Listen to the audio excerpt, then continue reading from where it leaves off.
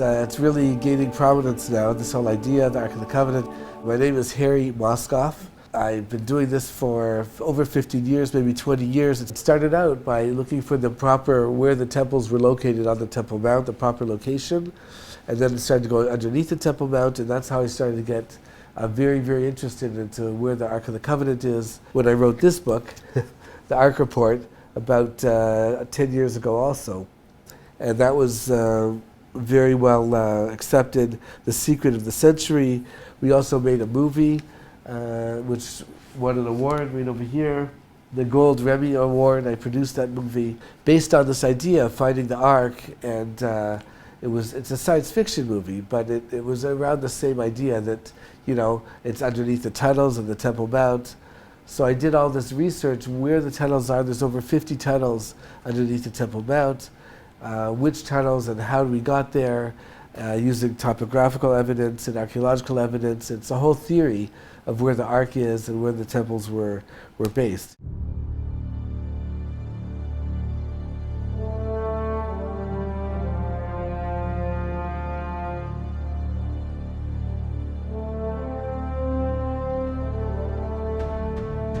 We see that in the Rambam, Maimonides. He writes in chapter 4, I believe, of Hilchos Beis Mechira, the laws regarding the chosen house.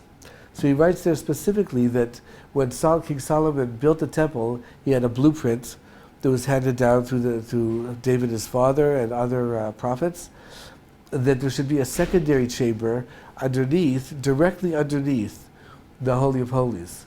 And in that chamber, it's equally, it has gold floors, and it was, in fact, according to my theory and the Malbim and others, the Ark was actually descended. It was actually through a chain, through a mechanism, like a pulley, going down and descended into this chamber. They placed it underground at the end of the First Temple era, about 37 years before the destruction of the First Temple. It wasn't even being threatened at the time.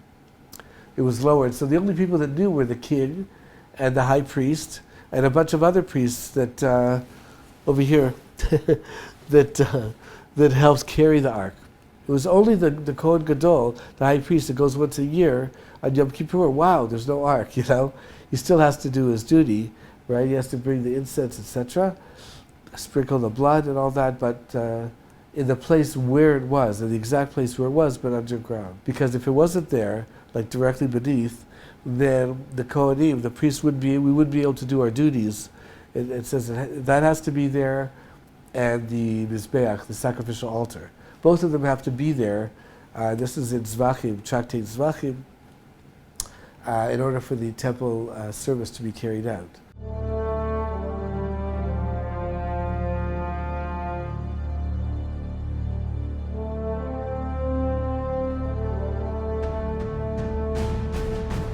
Machon HaMikdash, which is the Temple Institute. In terms of educational value, absolutely. We're looking for the same things. I believe they also think that the Ark is underneath the Temple Mount. I think that they believe it's right underneath the Dome of the Rock. My novelty is that it's actually not there. The temples weren't there. Also, the big sages, the Arizal and the Maharsha, they all say that the temple couldn't have been right on top of the Dome of the Rock for various reasons. They cite a verse in Micha and Yirmiyahu saying that no, it can't be there. It's a plowed field. It has to be in an open space. So that Zion will be a plowed field. And this theory is there is nothing on top. So yes, there's something called the Dome of the Spirits, which is on the north side. He holds that the Holy of Holies is right there. I don't hold that theory just because originally, if you go by the original topography of Mount Moriah, so it was already going down. It was already a valley at that point. That the foundation stone, everything is actually not right underneath the Dome of the Rock, but further to the southwest, closer to the western wall. Here, it's definitely centered in the right spot, according to the Mishnah, etc. Not in the very middle of Har HaBayit, of the Temple Mount, but a little bit off. So we're working with that theory. There's another theory that goes to the south, that where the fountain is, that's where it is. That's where the dome, not the dome, the foundation stone.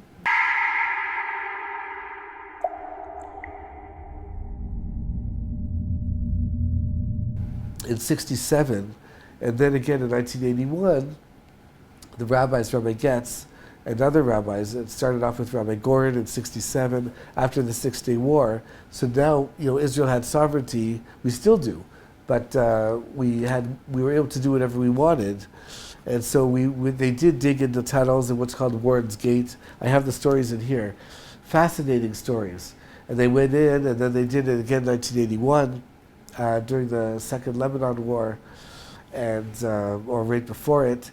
And they started to go into this spot, Warren's Gate. He actually says, Rabbi Getz, that he thinks he saw the ark itself. I'm not sure if that's exactly what happened, but maybe he saw something golden, and he was close to getting in. But the Arabs found out about it.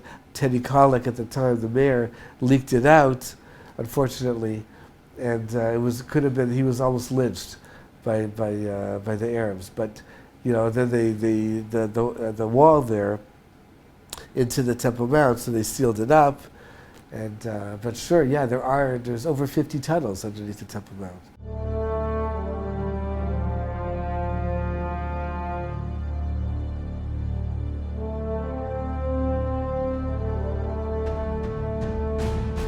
The real thing that sparked this whole thing off was a book written by Meir Ben-Dov, who's an old archaeologist, one of the first archaeologists that started, excavating on the south, the Ophel area, the southern part of, City of David. And he was also excavating at the Temple Mount itself for a while.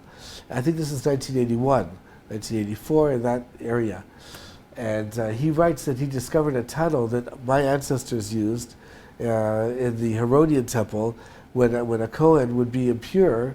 So he would go down this tunnel underneath the Temple Mount, underneath the rock, literally all the way to the southern exit, and then go into a ritual bath, into a mikveh over there. So they found that tunnel.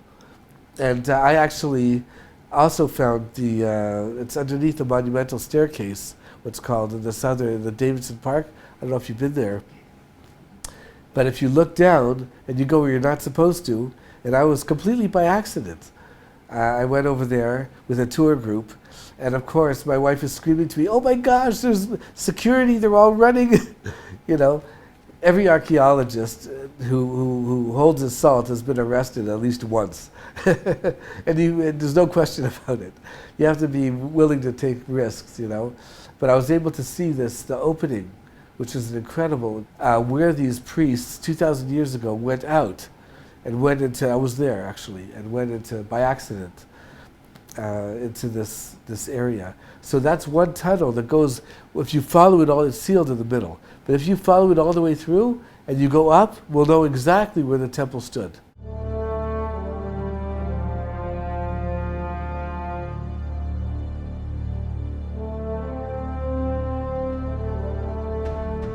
And it says right there in the Talmud, the different, exactly the way it's shaped. It's not like you think, when you see the ark depictions, this was 1.5 cubits wide and 2.5 length. And it says exactly over there in the Talmud what fit inside and what isn't. So for sure the staff did not go in. All of the different things that are in the chamber, like the manna, the jar of manna, and the anointing oil, none of those things actually went in the ark. They went outside. So the only thing that was in the ark were the stone tablets, the first and second, like the broken ones as well, and the scroll that Moses wrote. Everything else couldn't fit. The ark itself is a little bit more theoretical just because it's been out of sight for 2,700 years, So people have said it's just a legend, but it was never really lost. Raiders of the Lost Ark. And it was really it's just missing, hidden.